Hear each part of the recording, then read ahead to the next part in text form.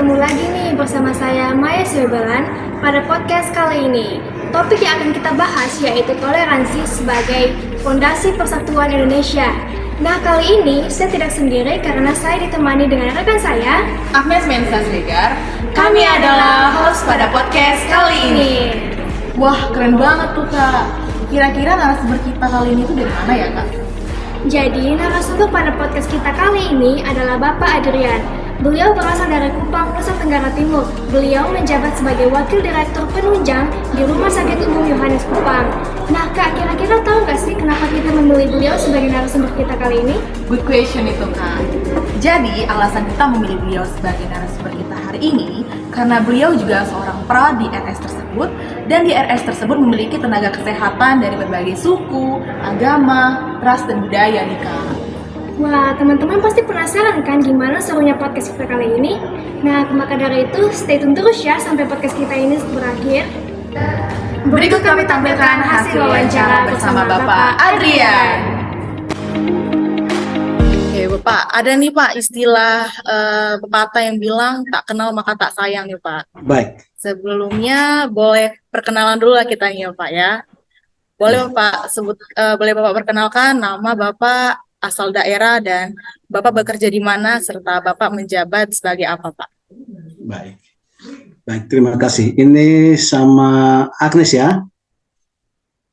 Benar Pak. Baik. Baik, selamat malam. Salam sehat buat semuanya. Salam sehat juga Bapak. Ya. Baik. Jadi sesuai dengan apa yang diminta oleh Agnes ya, sebagai moderator kita pada malam hari ini, saya akan memperkenalkan diri dulu ya. Nama saya Adrianus Pa. Saya dari NTT. Apakah semuanya tahu NTT? Atau yang lainnya nggak pernah tahu NTT ya? Tahu. Mungkin orang NTT juga banyak ya? Banyak Pak. Oh ya. Saya berasal dari Kota Kupang ya. Dan untuk sementara saya bekerja di Rumah Sakit Umum Profesor Dr. Wisit Johannes Kupang, Rumah Sakit Rujukan NTT. Ya, dan posisi saat ini saya menjabat sebagai Wakil Direktur Penunjang Pelayanan pada rumah sakit, dan profesi saya sebenarnya perawat juga.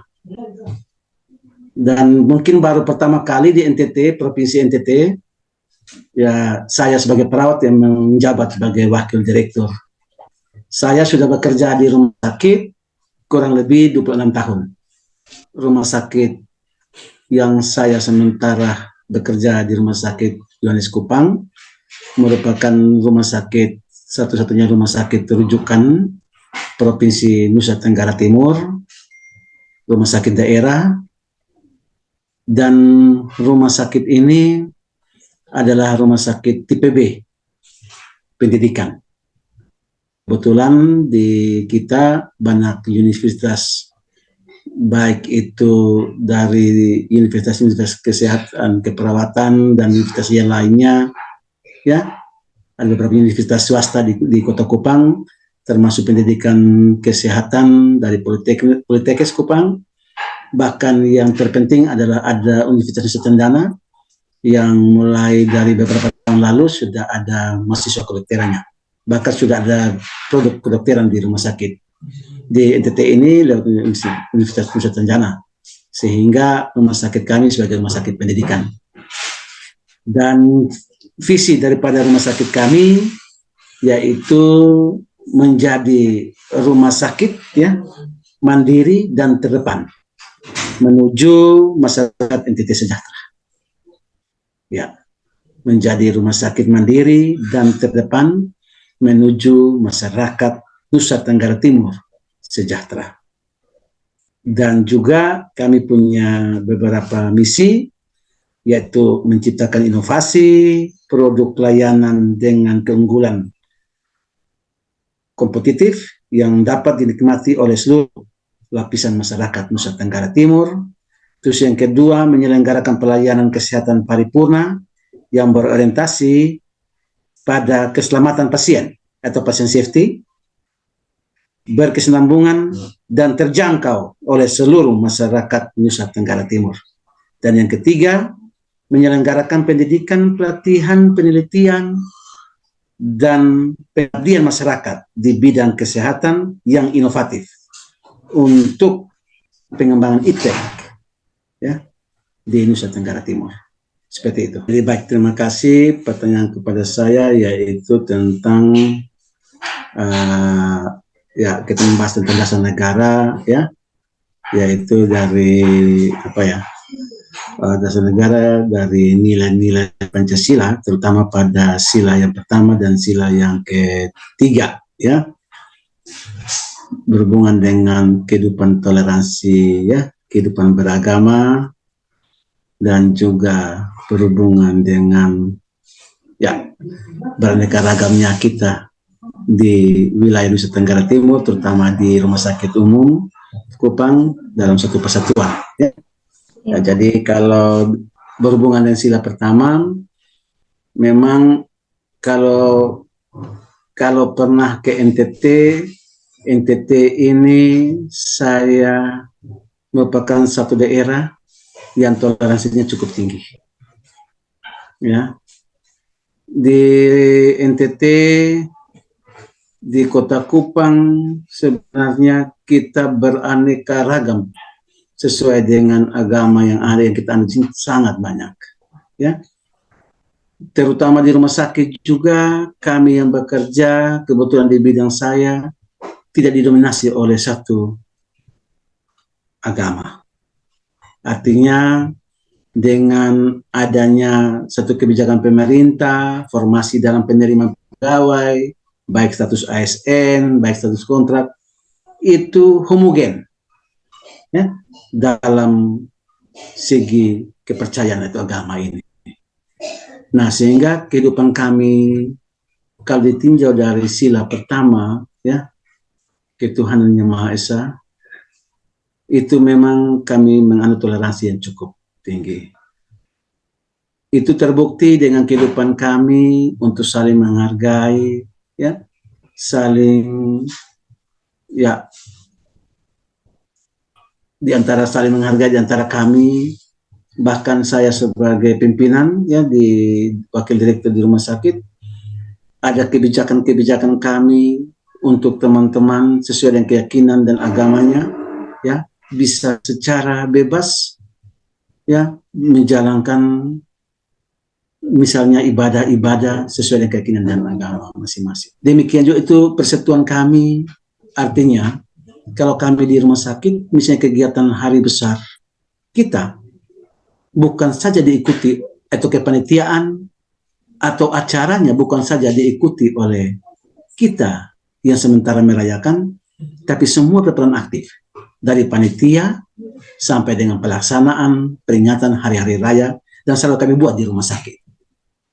Baik itu dari semua agama. Gitu. Jadi kami buat biasanya acara kebersamaan, ya acara halal bin halal, acara puasa, acara Natal bersama, dan lain sebagainya. Ya. Itu biasanya diadakan di rumah sakit untuk acara kebersamaan. Itu untuk acara persatuan kami yang berhubungan dengan toleransi agama dan lain sebagainya. Kita tidak boleh bahwa kita orang NTT, orang Timur, atau orang Flores, atau orang mana harus jadi orang kerja di rumah sakit umum Kupang, karena rumah sakit umum Kupang ini juga ini sudah menjadi rumah sakit yang ingin berkembang, jadi kita harus ya, saling melengkapi, terutama pada orang-orang berkualitas. Di luar itu penting sekali. Penting sekali. Jadi kalau kita mayoritasnya Kristen, karena memang ini tempat kebetulan lokasi rumah sakit ini di Kota Kupang, kalau yang sudah tahu semuanya di Kota Kupang, jadi daratan Kota Kupang. Jadi di sini Kristen ini bisa Kristen Protestan yang pertama, yang kedua baru Katolik. Itu. Setelah itu baru Islam, itu Hindu dan Buddha. Seperti itu. Tapi yang paling banyak itu hampir 50% itu adalah Kristen. 50% lainnya baru terbagi lagi. Oke Pak, tadi kan setelah mayoritas agama. Nah, terus tadi kan Bapak bilang Bapak menjabat sebagai wakil direktur di Rumah Sakit Johannes kan Pak. Nah, relasi Bapak di dalam rumah sakit itu gimana sih Pak? Relasi Bapak bersama mungkin dokter atau perawat atau staf-staf di sana gitu Pak? Relasi Bapak. Baik. Ya, artinya saya kan kebetulan profesinya perawat. Jadi selama ini kan sebenarnya yang menduduki jabatan wakil direktur itu paling banyak itu dokter sebenarnya selama ini. Ya. Tetapi memang baru pertama kali saya sebagai perawat yang menduduki sebagai wakil direktur. Cuma kekuatan yang ada pada saya, yang saya rasakan, artinya karena saya itu sudah bekerja sekian lama, 26 tahun di Rumah Sakit Johannes Kupang, dan selama ini hubungan saya dengan karyawan rumah sakit, baik itu teman-teman perawat, dokter, atau profesi lain pun, itu baik. Sehingga waktu saya dilantik sebagai wakil direktur, walaupun saya ini tapi tidak ada gejolak yang nampak. Yang nampak, bagi saya nampak. Ya, di hadapan saya bahwa seperti mereka protes, mereka ini tidak ada. Mungkin di belakang saya, atau mungkin sendiri-sendiri. Tapi selama ini tegur sapa, ya, hubungan sosial, itu baik. Tapi sakit rumah kedua yang saya sangat cintai, saya anggap bahwa orang-orang sakit adalah kita punya keluarga. Jadi prinsip saya dalam hubungan sesama, saya tidak menganggap orang lain. Mereka adalah saudara saya yang seusia dengan saya. Mereka adalah orang tua saya, kakak saya yang usianya lebih daripada saya. Kalau usia di bawah saya, itu adalah adik-adik saya. Dan itu buat nyaman saya berrelasi dengan semua orang, terutama saya merasa punya kekuatan di saat walaupun saya baru pertama kali perawat diangkat sebagai wakil direktur, tapi mereka bilang ya ada dukungan lah kepada saya dan ada hubungan yang baik. Wah, keren banget ya Kak dari cuplikan podcast tadi, di mana Bapak Adrian menjelaskan tentang toleransi dalam kehidupannya dan juga dalam tempat bekerjanya. Bener banget tuh Kak. Selain itu, Bapak Adrian juga menjelaskan mengenai pengalaman Bapak saat berada di RS, sekaligus menjadi bekal nih Kak buat kita sebagai mahasiswa keperawatan Kak. Nah, kira-kira apa ya Kak yang dapat kita simpulkan dari podcast tadi?